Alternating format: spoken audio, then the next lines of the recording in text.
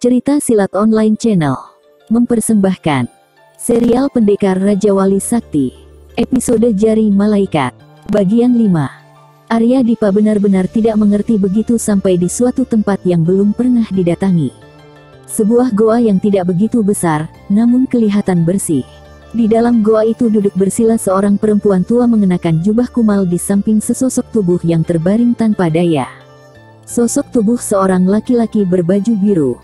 Siapa mereka? Tanya Arya Dipa seperti bertanya pada dirinya sendiri. Mereka adalah pendekar bayangan dewa dan Nyi Pala yang lebih dikenal sebagai si ular betina dari selatan. Pendekar Jari Malaikat memperkenalkan Arya Dipa pada perempuan tua berbaju kumal yang memegang tongkat itu. Perempuan tua itu hanya menganggukkan kepalanya sedikit, dan sedikit pun tidak beranjak dari tempat duduknya.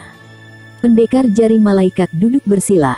Sementara Arya Dipa mengikuti, duduk di samping laki-laki tua berbaju putih panjang itu. Benaknya masih berputar untuk bisa memahami semua yang dialami sekarang ini. Arya Dipa memandangi laki-laki berbaju biru yang terbaring di lantai goa beralaskan rerumputan kering dan dedaunan. Kelopak matanya terpejam rapat, namun dari gerakan dada yang lemah, menandakan kalau orang yang namanya disebut Pendekar Jari Malaikat sebagai pendekar bayangan dewa itu masih hidup. Perhatian Arya Dipa beralih pada perempuan tua berbaju kumal yang memegang tongkat berbentuk ular hitam. Wajah wanita tua itu kelihatan murung, dan tidak pernah lepas merayapi laki-laki yang terbaring itu. Kita masih menunggu seorang lagi, Arya Dipa, jelas Pendekar Jari Malaikat memecah kebisuan yang terjadi beberapa saat tadi. Siapa? Tanya Arya Dipa. Pendekar Raja Wali Sakti. Mungkin saat ini masih berada di desa Banyureges, sahut Pendekar Jari Malaikat.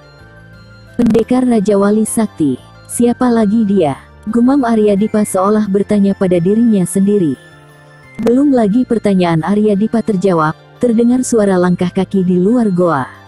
Arya Dipa menoleh, begitu juga Pendekar Jari Malaikat. Tapi dia cepat melompat bangkit berdiri, dan menatap Nyi Pala. Perempuan tua itu juga bangkit berdiri dengan wajah tegang. Suara langkah kaki itu berhenti tidak jauh di depan mulut goa.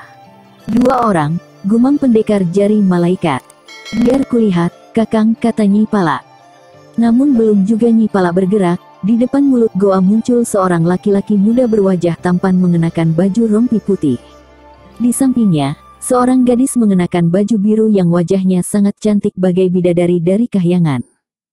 Oh, desah Pendekar Jari Malaikat. Nyi Pala juga menarik napas panjang, namun tatapan matanya sangat tajam menusuk pada wanita cantik berbaju biru di samping pemuda berbaju rompi putih itu. Pendekar Jari Malaikat menghampiri dan menyalami pemuda itu. Aku kira kau tidak muncul, Pendekar Raja Wali Sakti, ucap Pendekar Jari Malaikat. Aku pasti datang, sahut pemuda berbaju rompi putih yang ternyata Pendekar Raja Wali Sakti atau Rangga. Pendekar Jari Malaikat menatap pada gadis di samping Rangga. Oh, ini temanku, namanya Pandanwangi, ucap Rangga buru-buru memperkenalkan gadis di sebelahnya. Kau katakan akan datang sendiri, Pendekar Raja Wali Sakti, celetuk Nyi Pala. Tadinya memang begitu, tapi aku tidak bisa meninggalkan Pandanwangi sendirian di rumah penginapan, sahut Rangga. Terlalu berbahaya, apalagi dalam suasana seperti ini. Sebaiknya duduk dulu. Mari, potong Pendekar Jari Malaikat. Rangga menganggukkan kepalanya sedikit, kemudian duduk di samping Nyi Pala yang sudah duduk lebih dahulu. Sedangkan Pandanwangi tidak mau jauh-jauh di samping Pendekar Raja Wali Sakti itu. Pendekar Jari Malaikat kembali duduk di sebelah Arya Dipa. Mereka melingkari pendekar bayangan dewa yang masih terbaring dengan mata terpejam rapat. Bagaimana keadaannya? Tanya Rangga. Belum ada perubahan, sahut Nyi Pala pelan. Ada kesenduan pada nada suaranya. Luka dalamnya cukup parah, dan aku tidak yakin pendekar bayangan dewa masih mampu bertahan untuk beberapa hari. Kalaupun dapat sembuh, kemungkinan akan bungkuk dan kehilangan satu kaki, jelas Pendekar Jari Malaikat. Maaf, bisa memberi sedikit penjelasan padaku? Pinta Arya Dipa memotong. Semua yang ada di dalam goa itu langsung memandang Arya Dipa yang seperti terlupakan kehadirannya. Mendapat sorotan beberapa pasang mata. Arya Dipa jadi rikuh juga. Tapi pemuda itu memang ingin mengetahui. Dia memang jenuh menduga-duga terus tanpa dapat mengerti. Kehadirannya di dalam goa ini juga tanpa dimengerti sama sekali. Dan dia tidak tahu, untuk apa pendekar jari malaikat membawanya ke tempat ini. Oh, ya, pemuda ini sengaja kubawa sebagai pengganti ayahnya, jelas pendekar jari malaikat memperkenalkan Arya Dipa. Dia bernama Arya Dipa, putra sulung Dewa Pedang. Aku sudah tahu, hanya saja tidak ku mengerti, kenapa bukan Dewa Pedang saja yang kau bawa ke sini. Dengus Nipala, agak ketus suaranya. Kau harus bisa menahan diri, Nyi. Sengaja ku bawa ke sini, karena dia telah menewaskan si kapak maut, kata pendekar jari malaikat. Apa? Nyi Pala terperanjat.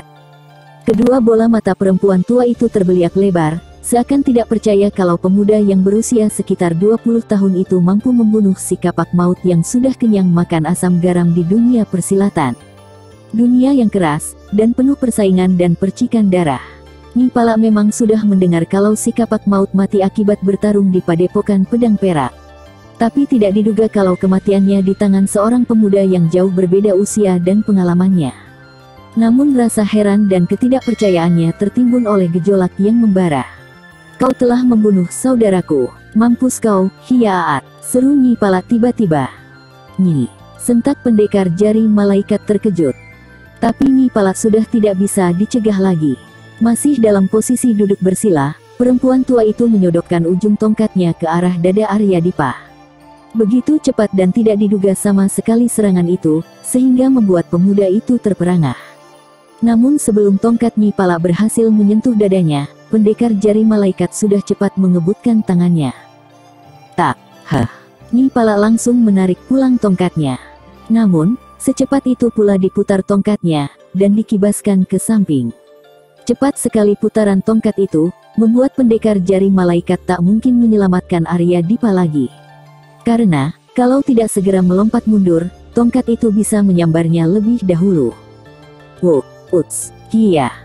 Arya Dipa tersentak kaget, buru-buru dilentingkan tubuhnya ke belakang menghindari tebasan tongkat berbentuk ular hitam itu. Namun angin tebasan tongkat ular Nyi Pala menimbulkan hempasan angin luar biasa. Akibatnya Arya Dipa harus bergulingan beberapa kali di lantai goa. Pemuda itu sengaja menggulingkan tubuhnya ke arah mulut goa. Mau kemana kau, bentak Nyi Pala terkejut. Secepat Arya Dipa melompat keluar goa, secepat itu pula Nyi Pala melesat mengejar. Pendekar jari malaikat, Rangga dan Pandan Wangi bergegas mengikuti keluar goa.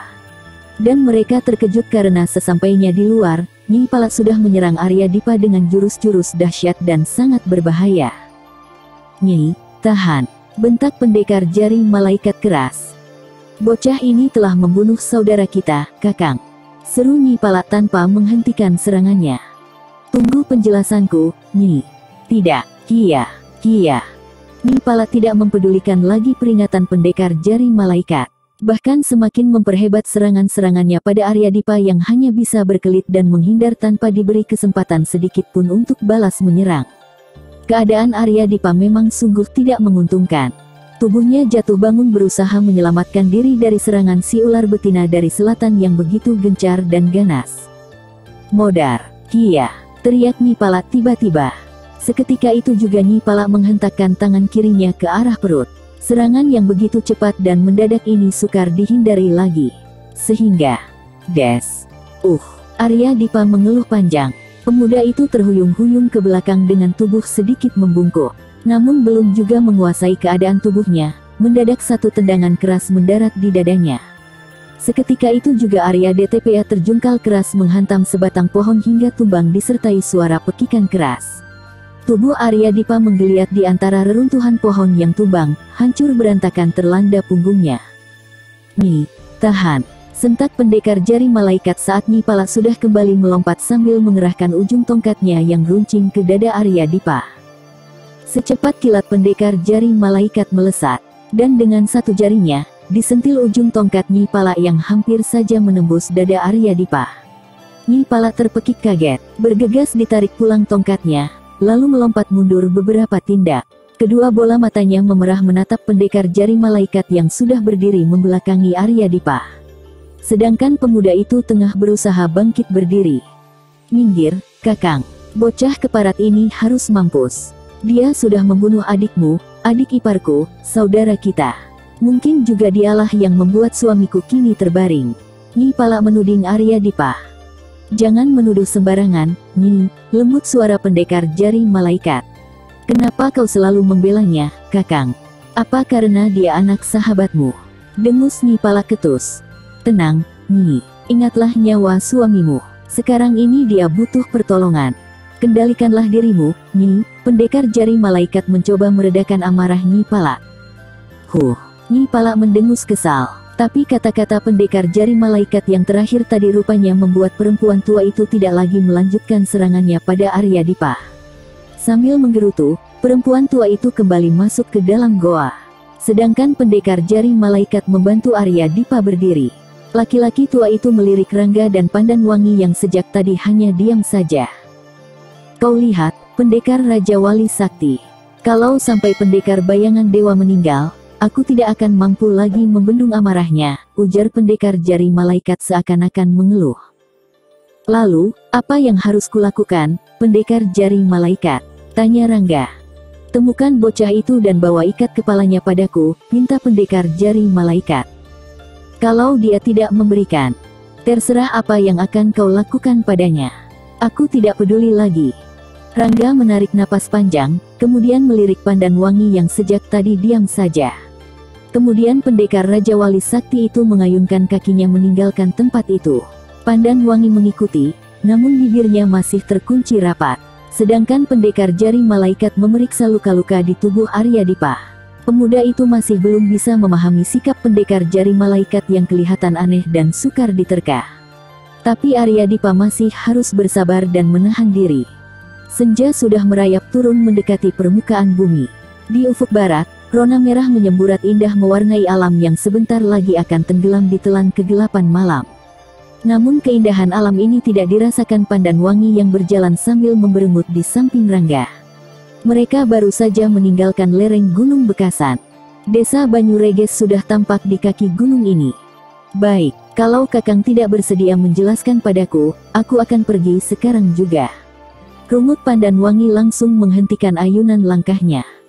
Rangga juga berhenti berjalan, lalu memutar tubuhnya menghadap gadis itu. Wajah Pandan Wangi memberengut terlipat bagai nenek-nenek kehabisan sirih. Sebenarnya Rangga ingin tertawa melihat Pandan Wangi memberengut begitu. Tapi melihat sorot mata yang tajam menusuk, membuat pendekar Raja Wali Sakti itu menarik napas panjang. Apa yang harus kujelaskan, Pandan? Rangga berpura-pura tidak mengerti. Pakai tanya segala. Memangnya, apa yang sedang kau lakukan sejak kemarin?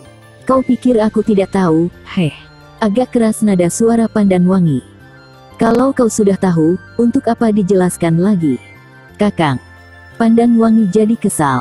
Hatinya benar-benar penasaran dan tidak mengerti akan sikap Rangga kali ini. Sungguh sulit dipahami, apa sebenarnya yang tengah terjadi pada diri pendekar Raja Wali Sakti. Selama ini belum pernah Pandan Wangi melihat sikap Rangga begitu merahasiakan persoalan yang sedang dihadapi. Sejak mereka masuk ke desa Banyureges, sikap Rangga sudah membuatnya jengkel. Kekesalannya kian memuncak begitu Rangga meminta untuk berpura-pura tidak saling mengenal. Mereka menyewa kamar penginapan masing-masing, makan masing-masing, dan jalan sendiri-sendiri tanpa ada tegur sapa di tempat umum. Benar-benar suasana yang tidak menyenangkan sama sekali. Dan Pandan Wangi benar-benar tidak menyukainya. Kekesalannya meledak saat Rangga tadi menolak untuk terus didampingi. Namun gadis itu tetap nekat dan terus mengikuti Rangga sampai ke puncak Gunung Bekasan.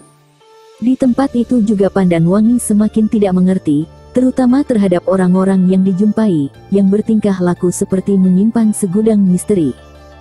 Pandan, kali ini aku minta pengertianmu. Bukannya tidak memperhatikanmu, tapi sekarang ini aku tidak ingin melibatkan dirimu. Terlalu berbahaya, dan kau tidak akan mengerti persoalannya. Jelas Rangga mencoba meminta pengertian Pandan Wangi. Selalu itu saja yang kau katakan, dengus Pandan Wangi masih memberengut. Kali ini saja, Pandan, mohon Rangga. Kali ini aku bisa diam saja untukmu, Kakang. Tapi untuk lain kali, kau pasti akan meminta hal sama padaku. Kakang, bukannya hendak mencampuri segala urusanmu, tapi aku tidak ingin melihat kau mendapat kesulitan seorang diri. Aku ingin merasakan bagaimana yang kau rasakan. Apakah keinginanku ini berlebihan, Kakang? Rangga tidak bisa lagi berkata, dan hanya menghembuskan napas panjang saja. Sukar rasanya membuat Pandan Wangi tidak terus-menerus mendesaknya. Rangga sendiri sebenarnya tidak ingin membuat Pandan Wangi jadi sedemikian rupa. Tapi ini terpaksa dilakukannya, karena disadari kalau tokoh yang akan dihadapi sangat dikdaya dan sukar dicari tandingannya. Hal ini sangat dirasakan, karena pendekar jari malaikat sendiri meminta bantuan padanya. Demikian pula si ular betina dari selatan dan beberapa tokoh persilatan lainnya. Rangga tidak bisa menolak dan berjanji untuk mencari tokoh persilatan yang memiliki hampir segala jenis kepandaian. Rangga merangkul pundak gadis itu dan mengajaknya berjalan kembali. Pandan Wangi tidak menolak, dan malah melingkarkan tangannya di pinggang pendekar Raja Wali Sakti itu. Mereka berjalan perlahan-lahan sambil berangkulan. Namun masing-masing belum ada yang membuka suara lebih dulu. Pandan Wangi terus memandangi wajah tampan di sampingnya. "Kenapa memandangku terus begitu?" tegur Rangga jengah. "Aku ingin mengenalmu lebih jauh lagi," sahut Pandan Wangi diiringi senyuman tipis. "Jangan ikut-ikutan gila, Pandan. Dunia ini sudah penuh orang gila," rungut Rangga. "Belakangan ini kau mudah sekali tersinggung, Kakang. Apa persoalan ini yang menyebabkan kau tertekan? Apa sebenarnya yang terjadi, Kakang?" desak Pandan Wangi. "Untuk kali ini, Pandan, sebaiknya kau tidak perlu melibatkan diri." "Maaf, aku tidak bisa menjelaskan padamu," tegas Rangga. "Baik kalau begitu, aku akan kembali ke penginapan, mengambil kuda, dan terus pulang ke..." Pandan Wangi tidak melanjutkan ucapannya. Dilepaskan rangkulan Rangga dan ditatapnya pemuda itu dalam-dalam. Pandan Wangi ingin melihat tanggapan pendekar Raja Wali Sakti. Tapi ternyata yang didapatkan adalah ketidakpedulian Rangga. Bahkan pemuda berbaju rompi putih itu malah mengayunkan kakinya melangkah pergi. Pandan Wangi jadi kesal bukan main. Dihentakkan kakinya ke tanah keras-keras. Sikap Rangga belakangan ini benar-benar membuat Pandan Wangi tidak habis mengerti. Aneh dan sukar diterka. Belum pernah Rangga bersikap seperti itu yang seperti menganggap orang lain saja padanya. Meskipun kesal, tapi Pandan Wangi berpendapat kalau persoalan yang dihadapi Rangga tidak ringan. Dan ini membuat pendekar Raja Wali Sakti itu seperti mendapat tekanan batin yang sangat berat. Sambil bersungut-sungut, Pandan Wangi berlari mengejar Rangga yang sudah berjalan cukup jauh meninggalkannya. Gadis itu terus berlari menyusul Rangga. Namun pendekar Raja Wali Sakti sama sekali tidak mempedulikan, bahkan seperti tidak mau tahu terhadap sikap Pandan Wangi yang begitu kesal dan marah. Gadis itu terus berlari cepat mempergunakan ilmu meringankan tubuh menuju desa Banyureges. Bersambung ke Jari Malaikat 6. Masih bersama cerita silat online channel. Jangan lupa like and subscribe, terima kasih.